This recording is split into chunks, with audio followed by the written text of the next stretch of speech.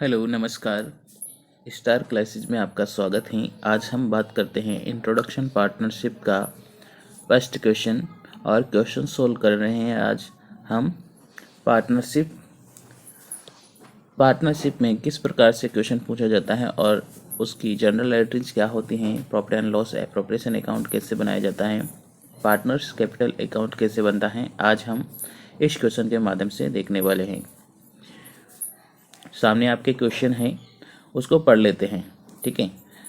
ए और बी साझेदार हैं जिसका लाभांश अनुपात 3:2 रहने के साथ साथ पूंजी क्रमशः 40,000 रुपये और 30,000 रुपये हैं। पूंजी पर ब्याज 5% वार्षिक दर से लगा दिया जाता है और बी 3,000 रुपये वार्षिक वेतन देना है जिसे कि निकाला नहीं गया है। ए को कमीशन के रूप में शुद्ध लाभ 5% दिया जाने की व्यवस्था है। 31 मार्च 2016 को समाप्त हुए इस वर्ष गणना के पहले 15,000 रुपये शुद्ध लाभ था। ठीक है, ये क्वेश्चन था। इंग्लिश में भी आपके क्वेश्चन दिया हुआ है, पढ़ लीजिए। A and B are partnership sharing profit in the portion of 3:2 with capital of 40,000 and 30,000 respectively. Interest on capital is agreed at the rate 5% per annum.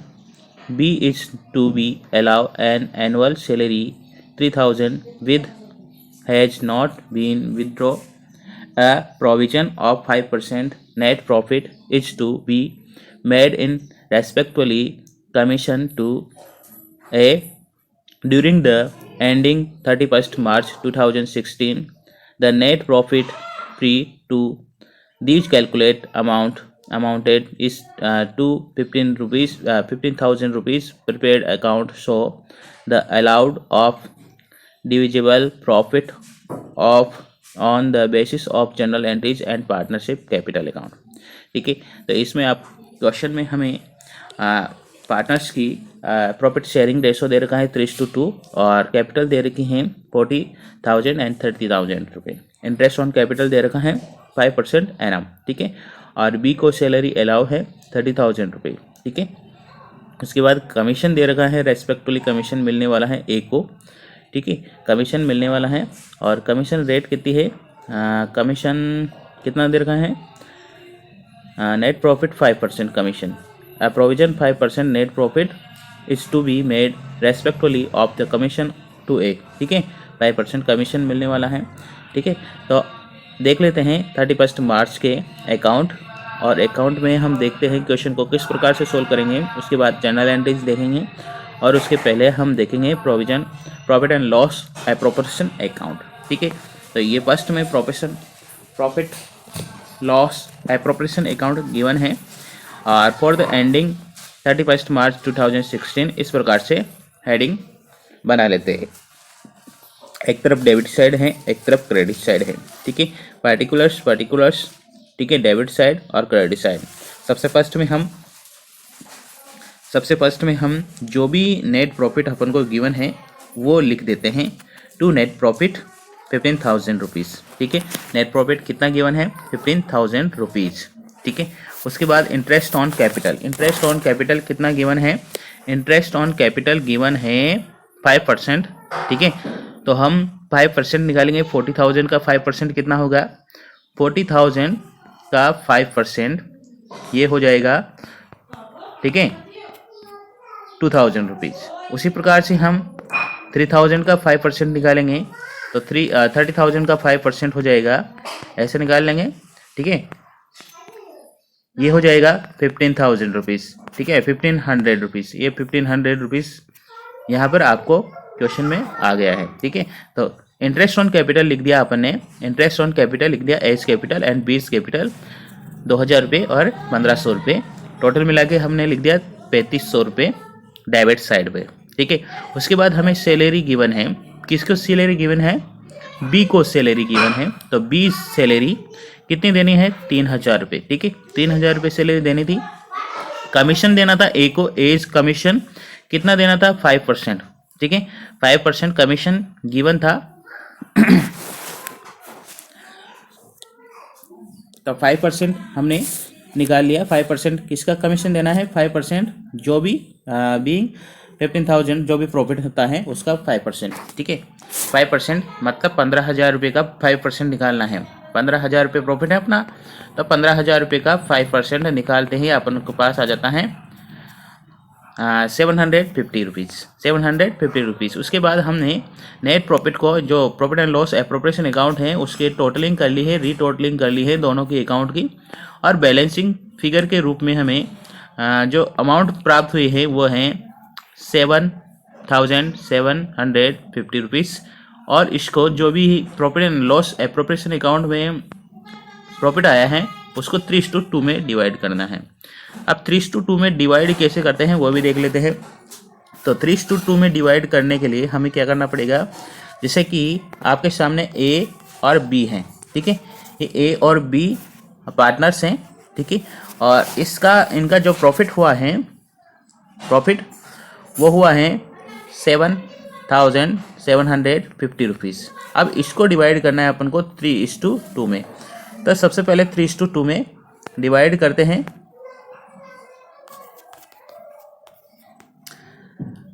ठीक है, इनका रेशो का जो टोटल हो गया है वो 5 हो गया है। तो अगर एक का रेशो निकालना है तो अपन क्या करेंगे? 3/5 जो भी प्रॉफिट हुआ है अपन को 7,750 रुपीज़, इससे डिवाइड करेंगे, ठीक है। तो इसका सोल्व करेंगे, और सोल्व करने के बाद हमने जो अपने पास प्राप्त होगा वह प्राप्त होगा 4,652, ठीक है। मतलब 4,650 रुपीज़ अपन को प्राप्त हो जाएगा, ठीक है। ये क्या है? एज कैपिटल, यानी कि ए का प्रॉफिट हो जाएगा। कैसे निकालेंगे? ए का प्रॉफिट जो रेशो दे रखा है, और रेशो का टोटल है 3/5, और जो भी प्रॉफिट अपन को बैलेंसिंग फिगर के रूप में प्राप्त हुआ है उसे इंटू करेंगे। मतलब 7,750 को 3 से इंटू करेंगे और 5 से डिवाइड करेंगे, तो अपने पास जो वैल्यू आएगी वो आ जाएगी अपने पास में 4,650 रुपीज़। इसी प्रकार से हम बी का निकालेंगे। तो बी का कैसे कैलकुलेट करेंगे?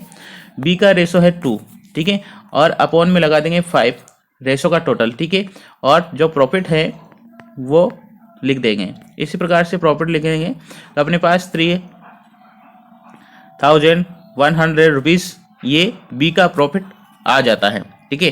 तो बैलेंसिंग फिगर के रूप में हमें जो भी प्राप्त होगा, या फिर अपन ऐसे भी कर सकते हैं 7,750 में से 4,650 माइनस कर देंगे तो 20 कैपिटल आ जाएगा, 20 कैपिटल। तो ये प्रॉफिट आ गया है एप्रोप्रिएशन अकाउंट का प्रॉफिट। आशा करता हूँ आपको समझ में आ गया होगा, ठीक है। इस प्रकार से profit and loss appropriation account बनाते हैं। Profit and loss appropriation account हमने देखा था पिछले वीडियो में कि किस प्रकार से कौन कौन सी वैल्यू किधर आती हैं। उसी प्रकार से हमने आज देख लिया क्वेश्चन के माध्यम से कि प्रॉफिट एंड लॉस में प्रॉफिट इस साइड आता है, और जितने भी जो एक्सपेंसेस होते हैं, जितने भी इंटरेस्ट ऑन कैपिटल होता है, सैलरी होती है, कमीशन होता है, ठीक है, और प्रॉफिट बैलेंसिंग फिगर के रूप में प्रॉफिट होता है तो इस तरफ आ जाता है, लॉस होता है तो इस तरफ आ जाता है, ठीक है। तो ये हमें देख लिया है, ठीक है। तो profit and loss appropriation account में हमें ये वैल्यू जो मिली हैं एस कैपिटल और बी कैपिटल, ये कैपिटल अकाउंट में ट्रांसफ़र करेंगे। देख लीजिए, ट्रांसफ़र कर दी है हमने।